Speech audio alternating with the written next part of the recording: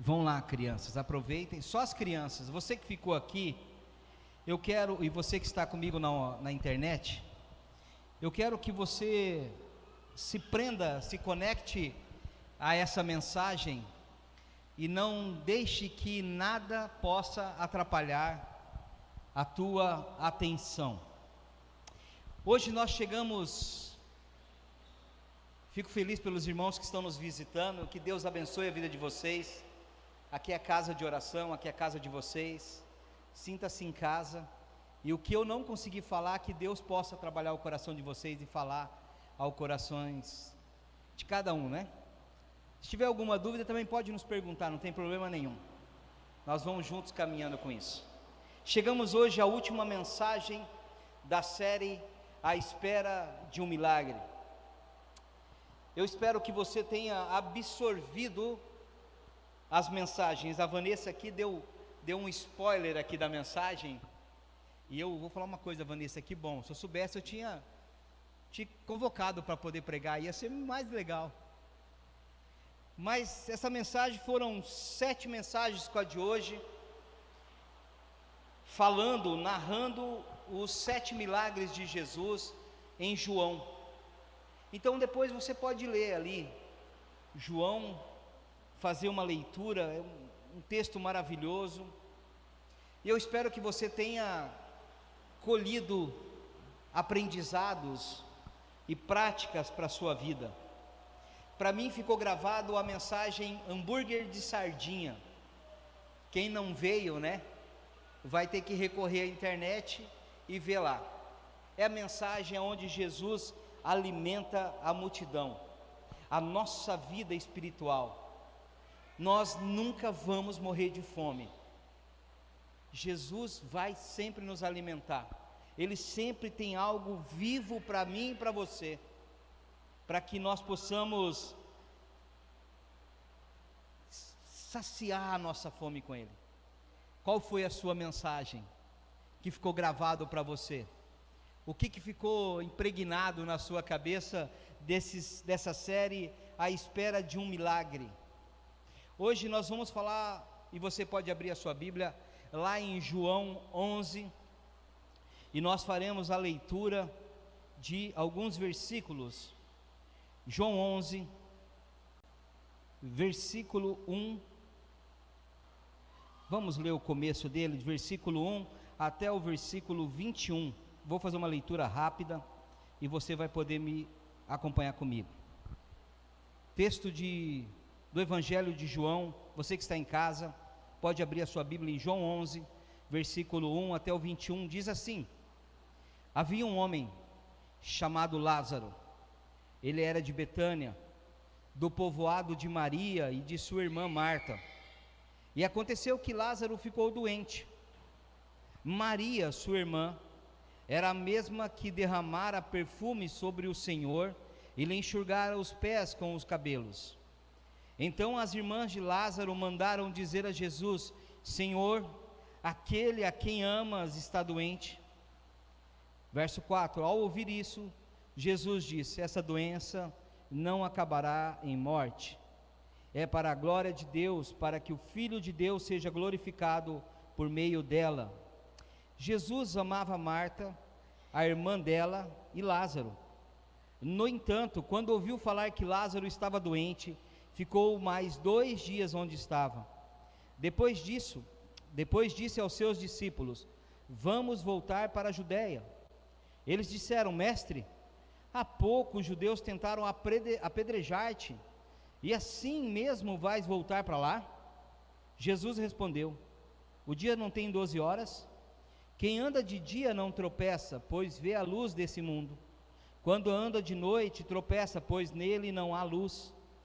Depois de dizer isso, prosseguiu dizendo-lhes: nosso amigo Lázaro adormeceu, mas vou até lá para acordá-lo. Seus discípulos responderam: Senhor, se ele dorme, vai melhorar. Jesus tinha falado de sua morte, mas os seus discípulos pensaram que ele estava falando simplesmente do sono. Então lhe disse claramente: Lázaro morreu, e para o bem de vocês estou contente por não ter estado lá, para que vocês creiam. mas vamos até lá. Então Tomé, chamado Dídimo, ou Gêmeo, disse ao outro discípulo: vamos também, para morrermos com ele. Ao chegar, Jesus verificou que Lázaro estava no sepulcro havia 4 dias.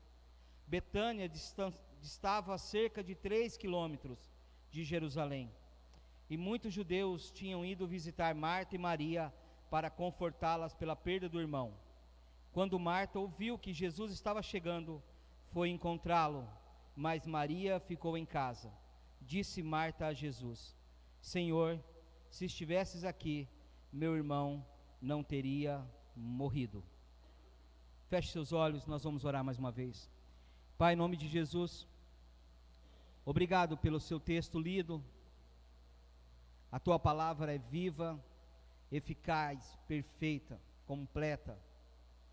Ó Pai, em nome de Jesus, eu te peço, Senhor, que essa mensagem seja entregue a cada um dos nossos irmãos e irmãs, os que estão aqui e os que estão online, pelo Senhor. Que o Senhor, o próprio Jesus, entregue a cada um deles o que o Senhor deseja falar ao nosso coração nessa noite. Nós oramos em nome de Jesus. Amém. Vocês estão comigo, né? Eu vou contar para vocês uma historinha de Saulo e Saul. Pastor, mas o que tem a ver esses dois personagens com o texto tão distante da história? Saul viveu numa época de Davi, lá atrás, foi um rei. E Saulo está no Novo Testamento. Depois ele tem uma conversão, ou até a mesma região, e ali ele passa a ser chamado Paulo. Era Saulo ainda, mas ali ele começa a ser chamado por Paulo. Não, irmão, eu não estou falando desses dois personagens. Eu estou falando de duas pessoas que passaram em minha vida: Saulo e Saul, da Rua Evangelista de Souza, em Santo André, São Paulo. E eu quero contar essa história para você, e eu queria que você gravasse essa história, porque tem a ver com a nossa mensagem dessa noite. Primeiro, a mãe de Saulo e Saul era criativa, né? Porque ela dá o nome aos filhos, eu acho que até para ficar mais fácil de chamar, e também por causa da economia de letras, só aumentou um O. Então ficou Saul e Saulo. Essa mulher era uma mulher evangélica. Ela ia na congregação cristã do Brasil, uma mulher de Deus. Agora pensa nos meninos, atentado, multiplica por 10, por 1000, você deve conhecer. Talvez você esteja agora aqui imaginando o Saul e o Saulo, o jeito que eles eram. E eles eram sapeca, mas dos piores, não tinha para ninguém. Eu era bagunceiro, eles eram vezes 10, o Gil. Certo dia, a mãe de Saulo e Saul vai para a igreja. Escuta aqui comigo, ó. A mãe de Saul e Saulo vai para a igreja, e eles resolveram fazer um velório deles. Eles montaram um espetáculo, colocaram o caixão. Foi uma coisa de filme, muito real. Vela, flores, gente chorando, os amigos ali tudo desesperado. Ia dar errado? Claro, certeza. Ia ter surra? Com certeza. Mas que foi engraçado em certa parte? Foi. Só quem foi moleque, ou como a gente fala por aqui, piá, só quem passou por essas coisas sabe o quão gostoso é fazer algumas peças. Saul e Saulo não deixavam para baixo. Eles foram lá, montaram todo o ambiente, fizeram todo um cenário, preparou todos os amigos, tinha gente adulto junto com a gente, tinha criança, tinha adolescente, foi aquela coisa armada. Mas o que mais me chamou a atenção naquele momento foi quando a mãe de Saulo e Saul se aproximaram da cena. Tenta imaginar, meu irmão, uma mãe, eu não sei se eu falei, mas eles fizeram o velório deles, como se eles tivessem morrido. Uma mãe voltando do seu momento de louvor, de culto, de adoração, e aí ela vai chegando perto da casa dela, vê uma plaquinha, e lá em São Paulo tinha um negócio seguinte, em frente das casas, colocava uma plaquinha da funerária, dizendo que ali tinha um velório. Imagina aquela mãe chegando, se aproximando, vendo aquela situação toda. Hoje eu consigo imaginar, hoje eu consigo medir a dor daquela mulher, a pressão que ela sentiu no seu coração, na sua cabeça. Na época não. Na época eu achei legal, mas eu fiquei imaginando a movimentação dela indo em encontro àquela tristeza absurda, quando alguém deu a notícia para ela, dizendo: olha, os seus filhos estão mortos, estão sendo velados. O desespero se abateu naquela mulher de tal forma, que ela começou a gritar, chorar, e esbravejar, e foi uma cena horrível. Eu era pivete, e aí eu fiquei olhando aquilo de longe, e fiquei imaginando, eu falei: se é minha mãe, a hora que ela descobrir, eu estou morto. Aí eu pensei, se minha mãe descobrir que eu participei disso, eu estou morto. Eu apanhei, depois que a minha mãe descobriu. Ela vai dizer que não, que ela não lembra nem disso. Mas não demorou muito, aquela farsa acabou, porque tamanho foi o impacto, que alguém resolveu dizer: olha, é mentira, é fake news, é falso. E daí você pode imaginar o que aconteceu com Saulo e com Saul. Além de um castigo prolongado de alguns anos, eles levaram uma boa surra na frente de todo mundo, um castigo, aquele sermão que só quem é filho sabe o que é. Quando a mãe está brava, chinelo voa, e foi uma loucura.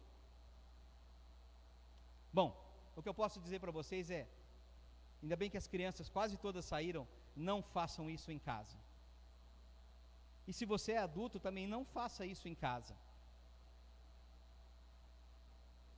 Por um certo momento, aquela cena acontecendo, eu consegui parar, e ainda eu era pequeno, mas eu parei e olhei para aquela mulher, no sentido de compaixão, de dor, e eu fiquei imaginando como essa mulher está se sentindo agora. Essa dor está tremendamente terrível.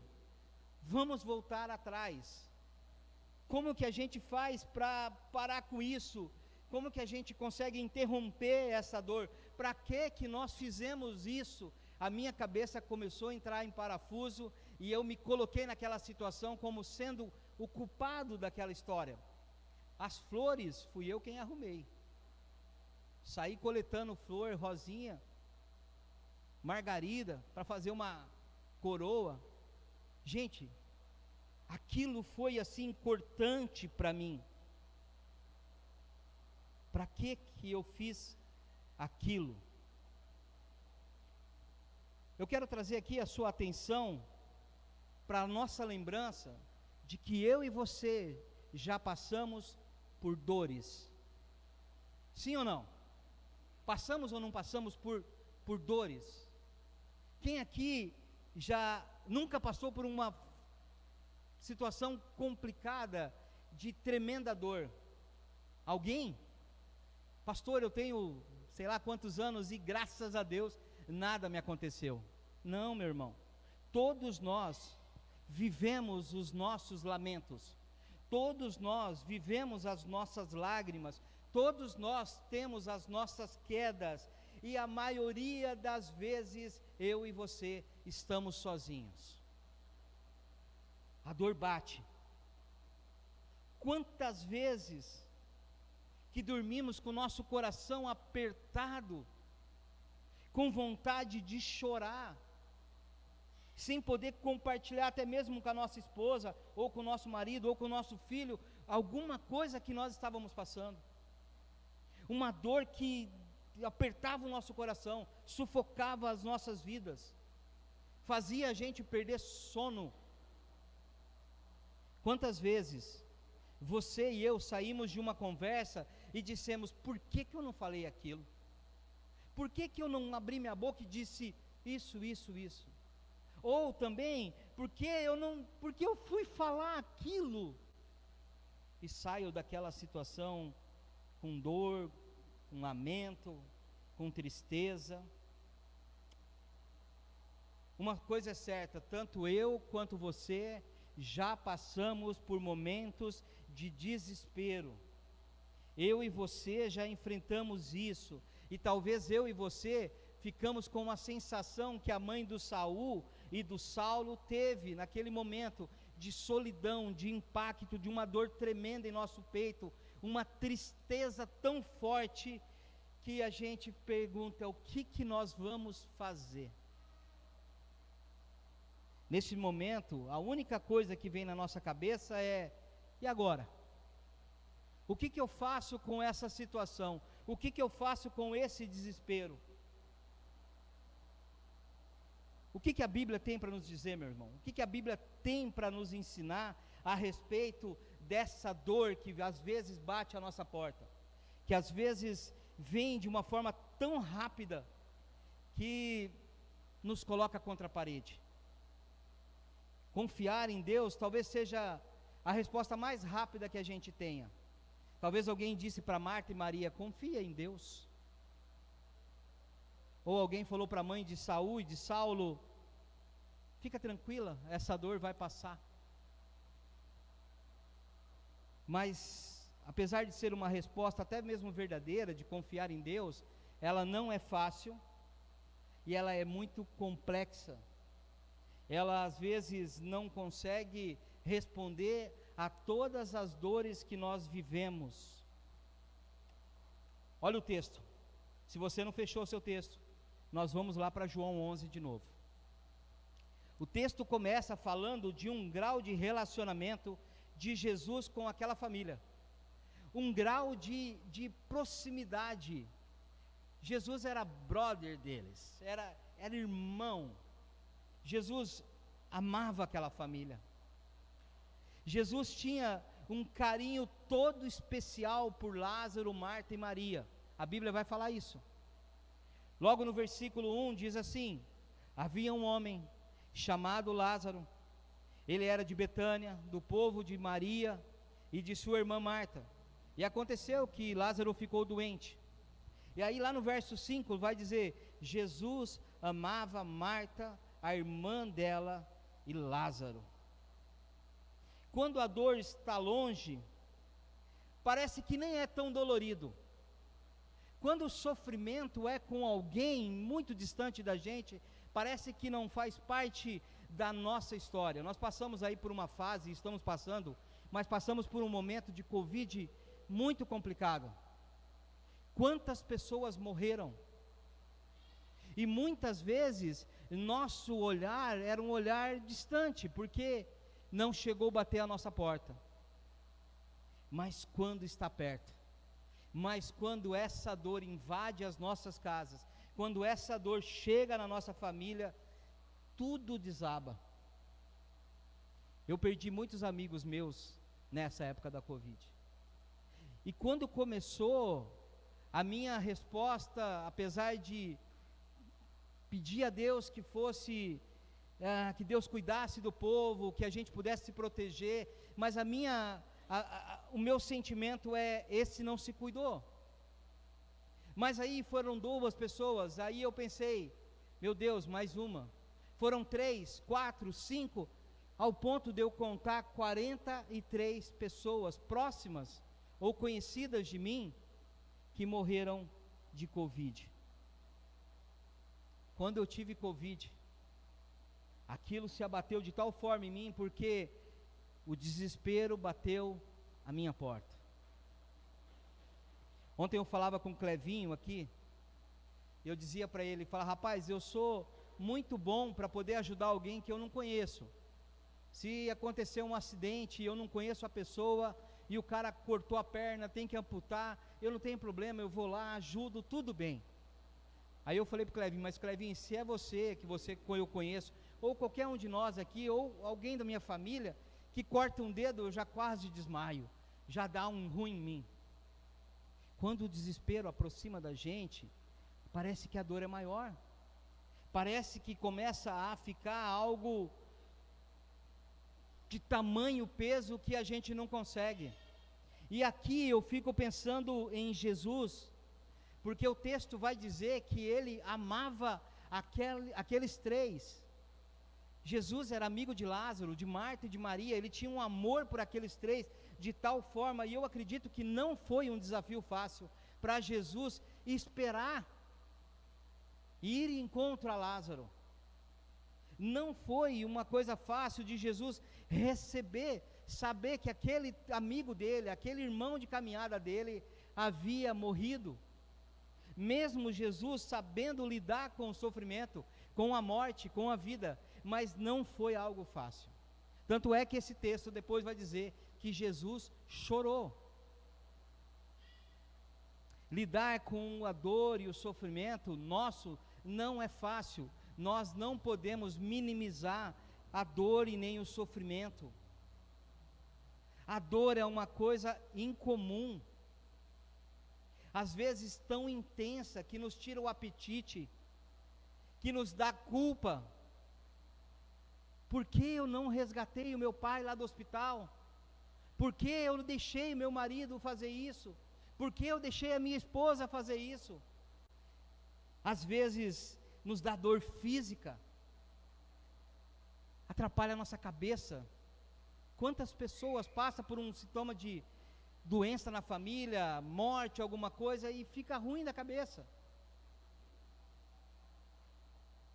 A dor nos traz, às vezes, e quase sempre, desespero. Ela mexe com a gente. Essa dor era uma dor intensa, era uma dor tamanha, que Jesus vira para os discípulos e diz assim: vamos para a Judéia, vamos voltar para a Judéia. E aí os discípulos vão dizer: Jesus, agora há pouco, eles queriam te apedrejar lá, você quer voltar para lá? Você quer voltar? Os caras queriam te jogar pedras e você vai voltar. Se você leu João 10, você vai ver que algumas pessoas se prepararam a partir de um tumulto para poder pegar Jesus. Então já estava premeditado que haveria encrenca. E Jesus responde àqueles discípulos: sim, é hora de voltarmos lá, é hora da gente ir lá. Há uma questão a ser resolvida, há um problema, e aqui eu quero que você entenda: não adianta a gente deixar de lado uma situação porque surgiu um problema e eu vou deixar para lá. Nós somos convidados a ter forças necessárias para enfrentar os dilemas das nossas vidas, por pior que seja, por mais complicado que possa parecer. Jesus não disse: bom, eles vão me matar, então eu não vou para lá. Não, ele diz: eu tenho algo a fazer, eu preciso ir resolver o meu problema. O fato interessante dessa passagem de João 11, se você ler ela inteira, é que Lázaro ressuscita. Esse é o ponto alto da história. Esse é o momento que todo mundo gosta de pregar, aonde Jesus dá um brado e Lázaro sai da morte e vem para a vida. Mas eu queria aqui destacar para você uma reflexão a partir da minha vida e da sua vida, para que a gente pudesse sair daqui nessa noite e com algo prático a fazer. E para mim o que mais se destaca aqui é o encontro de Marta com Jesus. Não é nem a ressurreição de Lázaro, porque a ressurreição de Lázaro Jesus iria fazer. Mas o encontro de Marta com Jesus é algo ímpar. O texto diz que Marta, quando ouviu que Jesus vinha ao encontro deles, que Jesus vinha chegando, ela saiu correndo e foi ao encontro dele. ela sai da onde ela está, deixa as suas atividades. Lembra que Marta, ela era uma pessoa cheia de querer fazer as atividades. Lembra? Na outra história que nós vamos ver daqui a pouco, Marta é aquela preocupada com o serviço da casa, mas nesse momento ela escuta sobre Jesus, ela sabe que Jesus está vindo e ela sai que nem uma louca correndo ao encontro de Jesus. E tenta imaginar, essa mulher deve ter erguido a sua saia, devia ser um roupão, amarrado assim, e saiu ao encontro a Jesus, e ela chega ao encontro de Jesus. Mas o que me chama mais atenção ainda, é que Maria não foi. Maria ficou em casa. O texto diz que Marta vai e Maria não se move. Maria não sai do lugar. Será que Maria não se preocupou? Será que Maria estava nem aí? Ou será que Maria estava tão certa que Jesus iria fazer e que ela não ia sair dali? Ou será que Maria estava com tanta raiva que nem queria saber de Jesus? Afinal de contas, Jesus tinha recebido a notícia há um tempo atrás. Eu queria que você abrisse a tua Bíblia lá em Lucas 10, versículo 38 ao 42, para a gente lembrar a história dessas duas. Lucas 10, versículo 38 ao 42, diz assim: caminhando Jesus e os seus discípulos, chegaram a um povoado onde certa mulher chamada Marta o recebeu em sua casa. Maria, sua irmã, ficou sentada aos pés do Senhor, ouvindo a sua palavra. Marta, porém, estava preocupada com muito serviço, e aproximando-se dele, perguntou: Senhor, não te importas que a minha irmã tenha me deixado sozinha com o serviço? Dize-lhe que me ajude, ou manda ela me ajudar. Respondeu o Senhor: Marta, Marta, você está preocupada e inquieta com muitas coisas. Todavia, apenas uma é necessária. Maria escolheu a boa parte, e esta não lhe será tirada. Aqui a gente tem um retrato dessas duas irmãs. Eu acredito que de novo Marta estava no desespero. Eu acredito que de novo Marta estava preocupada em tentar resolver as coisas pela sua própria mão, enquanto Maria, de novo, estava descansando aos pés de Jesus. Maria de novo tem uma percepção do que realmente é importante. E você? Como que você tem se comportado? Como que eu e você temos se comportado? Isso é um aprendizado para mim e para você. Como que nós temos agido quando nós estamos diante de alguma coisa que nos causa desespero? Será que somos Marta? Será que nós somos Maria? Será que nós saímos correndo, desesperado, querendo resolver as coisas com as nossas próprias mãos? Ou será que nós somos aquele que confia no Senhor, que espera que Ele vai fazer? Eu e você, meus irmãos, nós não podemos deixar de acreditar que Jesus Cristo é o nosso Salvador, que é Jesus Cristo que está lutando as nossas batalhas. Nós gostamos de falar que Deus é soberano, pregamos sobre isso, oramos nisso, falamos toda vez, mas quando a tragédia bate às nossas portas, nós nos comportamos muitas vezes de uma forma estranha. A tragédia da morte, ela roubou a alegria daquele lugar. Quando ela chegou lá e Lázaro morre, Marta, ela só confirma o seu temperamento, ela entra em desespero, ela fica apavorada. Poxa Jesus, se você estivesse aqui, o meu irmão não teria morrido. Poxa Jesus, se você amasse mesmo Lázaro, ele não teria morrido. Você não veio. Como eu iniciei essa mensagem contando a história da mãe de Saul e Saulo, o desespero da dor é algo gritante, e é natural a gente entender Marta. Agir como Maria é sobrenatural. Marta é o que quase todos nós somos. Quando a dor bate em nossa vida, nós fazemos como Jesus fez no versículo 35, choramos. O texto diz: Jesus chorou. E talvez, se você nunca decorou um versículo na Bíblia, esse é um versículo maravilhoso para você decorar. João 11, versículo 35, Jesus chorou. Jesus teve a dor sobre a vida dele. Esse versículo é realmente fácil para decorar, são 2 palavras, mas é difícil de se viver, é difícil de entender, porque Jesus era Deus, e Ele chora.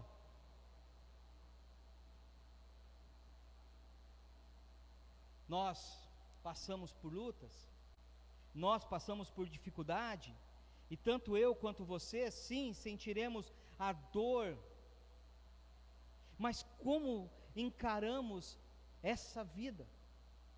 Esse é o recorte que nós precisamos fazer aqui nessa noite. Como que eu e você temos encarado essa vida? Como que você vai encarar essa semana? Como que você vai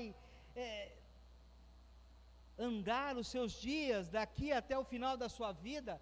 Como que você vai conseguir lidar com as suas dores? Eu ouvi esses dias um podcast a respeito de um médico cristão, geriatra, que cuida de idosos. E aí, quando o apresentador ali, o entrevistador ali fez a pergunta para o médico, ele perguntou assim: como que vocês lidam com as pessoas em relação à morte?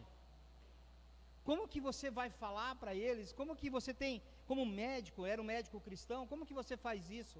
E ele disse assim, ó: a maioria deles não tem problema com a morte. Quando nós conversamos com muitos deles, eles acreditam que realmente estão vivendo em Jesus. Eu achei engraçado porque a reportagem, o podcast, não era um podcast cristão, mas a resposta do médico foi: olha, eles têm confiança em Cristo. E eu faço essa pergunta para mim e para você: será que nós acreditamos assim? Será que nós estamos aptos a dizer: olha, porque para mim o viver é Cristo e o morrer é lucro, como Paulo vai dizer aos Filipenses? Para mim viver é em Cristo. Para mim, eu estou passando esse tempo aqui, eu estou vivendo a minha vida como homem, como mulher em Cristo, e para mim morrer, eu vou morrer e vou morrer em Cristo. Eu fiquei pensando a respeito disso, porque eu sou uma pessoa que eu não gosto nem de falar da palavra morte, eu não gosto nem de pensar, eu quero viver bastante anos, mas eu fiquei pensando se realmente eu posso, assim como Paulo, repetir esse versículo, porque para mim viver é em Cristo e morrer é lucro. Esse é o desafio aqui. O desafio não é morrer. O desafio dessa história aqui não é a morte de Lázaro. O desafio dessa mensagem aqui é sim o viver em Cristo. Como que aquelas mulheres, como que aquela comunidade, como que eu e você vivemos em Cristo. A maioria absoluta vai agir como Marta. A maioria vai agir dessa forma de desespero, de choro diante da dor. É normal. Olha lá em João 11, versículo 38 ao 44, a continuidade dessa história, dessa mensagem. João 11, versículo 38 até o final agora, até o 44, diz assim: Jesus outra vez, profundamente comovido, foi até o sepulcro. Era uma gruta, com uma pedra colocada à entrada. Tirem a pedra, disse ele. Disse Marta, irmã do morto: Jesus, ele já cheira mal, pois já faz 4 dias. Disse-lhe Jesus: não falei que se você cresce, veria a glória de Deus? Então tiraram a pedra. Jesus olhou para cima e disse: Pai, eu te agradeço porque me ouviste. Eu sei que sempre me ouves, mas disse isso por causa do povo que está aqui, para que creia que tu me enviastes. Depois de dizer isso, Jesus bradou em alta voz: Lázaro, vem para fora. O morto saiu, com as mãos e os pés envolvidos em faixas de linho, e o rosto envolto num pano. Disse-lhe Jesus: tirem as faixas dele e o deixem-no ir. Jesus bradou: Lázaro, vem. Jesus profundamente comovido. A palavra diz que ele está com tanta dor. A morte foi tão irritante para Jesus, e ela é tão irritante para Deus. A dor, ela é uma ofensa para Deus. A dor do justo, ela é uma ofensa para Deus. A sua dor é uma ofensa para Deus. Deus se preocupa com você. Ele não se alegra na sua dor. Ele não se alegra de que você está passando dificuldades. No verso 43 diz que Jesus bradou, ele deu um grito, ele gritou: Lázaro, venha. Jesus está agindo naquela dor, naquela tristeza. É como se ele tivesse dado um grito: eu estou com vocês. É como se ele estivesse dando um grito dizendo: ele está com você. Eu estou com você. Eu não te abandonei, Lázaro. E aí você pode colocar o seu nome: eu não te abandonei, Gil. Eu não te abandonei, eu estou com você. Concluindo essa mensagem, meus irmãos, eu quero lembrar a história inicial. A mãe do Saulo e do Saul. A dor dela foi passageira. Foi uma dor momentânea. Ela até achou que era real. Ela até achou que realmente aquilo existia. Mas não passou de uma armação. Não passou de uma brincadeira de moleques mal intencionados. A dor de Marta e Maria era muito real. A dor para elas era uma dor sem fim. Uma dor que consumia até mesmo a fé delas. Porém, foi momentânea. Jesus vai ao encontro dela. Jesus caminha diante a morte. Jesus restaura a vida de Lázaro. Ele manda: tire a pedra. E traz de novo a alegria naquele lugar. Porém, eu tenho certeza que Lázaro morreu. Um dia depois, 1 ano, 1 mês, 10 anos, 15 anos, não é narrado. Não tem uma história dizendo: agora Lázaro morreu pela segunda vez. Ele morreu. E dessa vez ele não foi ressuscitado. Dessa vez ele realmente enfrentou a morte. Saul e Saulo, se não morreram ainda, podem estar vivos, apesar que era um pouco mais velho do que eu, não sei, mas eles podem ter morrido também. Aquele dia eles não morreram, mas talvez eles possam ter passado pela morte. A nossa vida é cheia de obstáculos, cheia de lutas, necessidades vêm, necessidades vão chegar e Jesus vai transformar a água em vinho. Lembra da primeira mensagem? Às vezes nós vamos querer as coisas no nosso tempo, vamos querer que seja feito agora, e Jesus vai dizer: olha, pode ir, é no meu tempo. Lembra da mensagem lá do filho do oficial? Às vezes nós vamos nos sentir fracos e deficientes, como foi a história daquele homem que estava na maca, e Jesus vai dizer: se levanta, eu estou contigo. Às vezes nós teremos fome, e Jesus vai nos alimentar. Às vezes nós vamos querer fazer igual os discípulos, entrar num barco, abandonar tudo, deixar tudo para trás e enfrentar uma tempestade. E Jesus vai vir em nosso encontro e vai acalmar a tempestade. Às vezes nós vamos estar tão cegos nas nossas vidas, que nós vamos parar de enxergar a beleza da vida. E Jesus vai vir e vai restaurar a nossa visão, vai trazer de novo a nossa vista, assim como Ele fez com o cego à beira do caminho. Passando ele, viu aquele cego e foi de encontro a ele.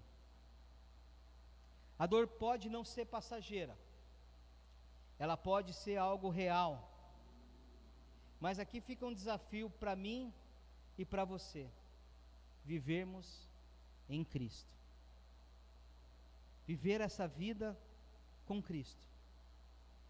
Imagina a sua vida fosse um mapa, desde o dia que você nasceu, você vai trilhando, sabe aqueles mapas que tem aqueles risquinhos, aonde de vez em quando tem um tesouro e aí marcado com um X? Faça esse mapa da sua cabeça, da sua vida. Imagine esse seu percurso iniciando desde o primeiro dia que você iniciou a sua caminhada, que você se entendeu por gente, até um dia que você vai chegar naquele tesouro, até um dia que nós estaremos com Cristo. O desafio dessa noite é chegar com Cristo. O desafio dessa noite não é simplesmente o ato de Jesus tirar a pedra, mas é o desafio de nós estarmos com Ele sempre. Eu queria deixar para vocês, eu quero chamar o pessoal do louvor aqui à frente, eu quero deixar para vocês um desafio nessa semana.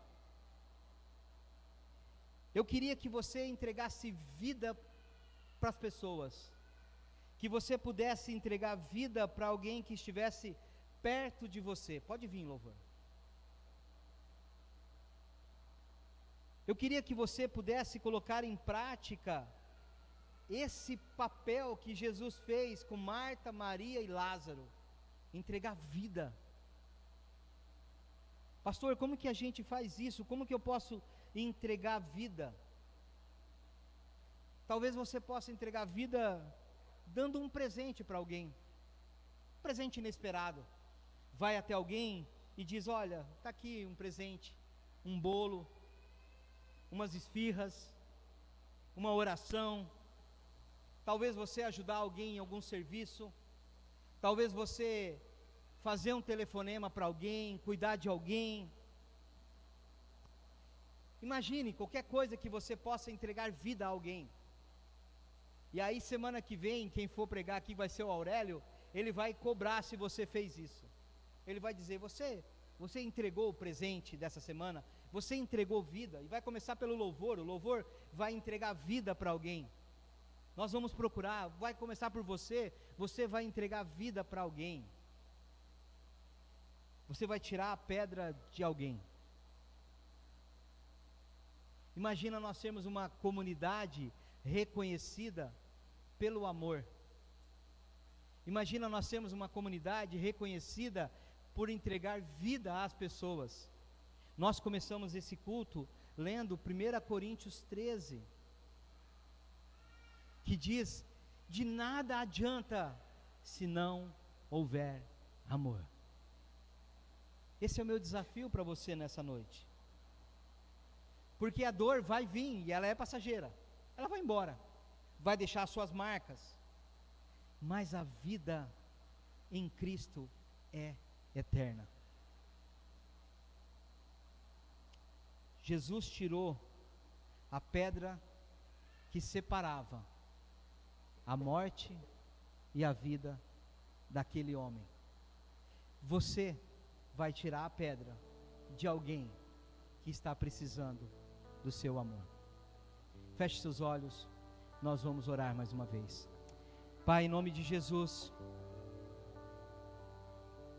nós queremos, Senhor, te exaltar, porque o Senhor é Deus.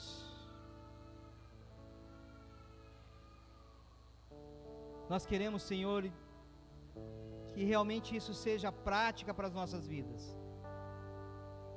Se nós viermos aqui domingo após domingo, culto após culto, e só recebemos informação, de nada valerá.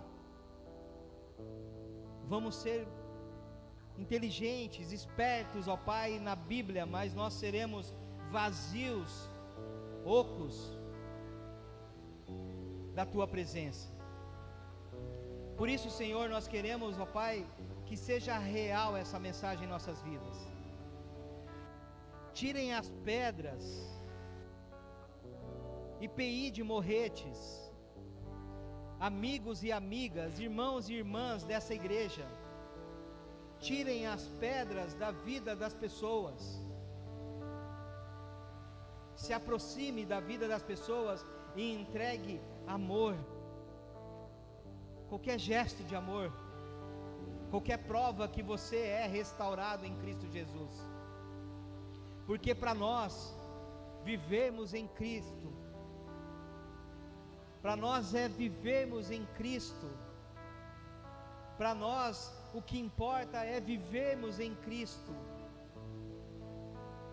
A morte só é uma passagem, ó Pai, porque nós iremos viver eternamente com o Senhor. E assim como Paulo mencionou, Senhor, naquele versículo: agora, pois, permanecem a fé, a esperança e o amor, e o maior destes é o amor. Que nós sejamos reconhecidos por esse amor.